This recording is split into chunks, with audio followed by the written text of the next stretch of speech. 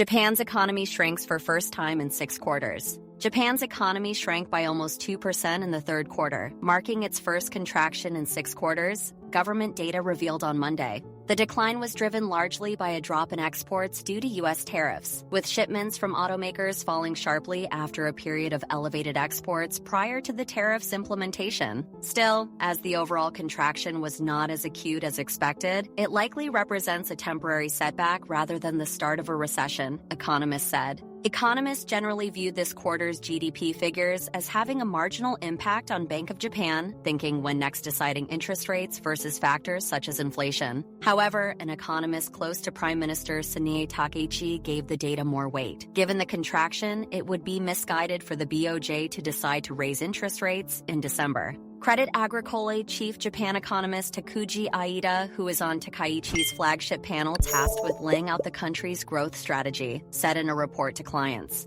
Gross domestic product contracted 1.8% in July-September. That compared with revised growth of 2.3% in the previous 3-month period. It also compared with the 2.5% contraction that economists on average estimated in a Reuters poll. The reading also translated into a quarterly contraction of 0.4% versus the median estimate of 0.6%. Exports constituted the main drag as the impact of higher U.S. tariffs intensified. Automakers saw shipment volume plunge, reversing earlier front-loaded exports ahead of tariff hikes. Though they mostly absorbed tariffs by cutting prices, net external demand, or exports minus imports, knocked 0.2 of a percentage point off growth. This was versus a 0.2-point positive contribution in April-June. The U.S. and Japan formalized an agreement in September that implemented a baseline 15% tariff on nearly all Japanese imports. This was versus an initial 27.5% on autos and 25% for most other goods.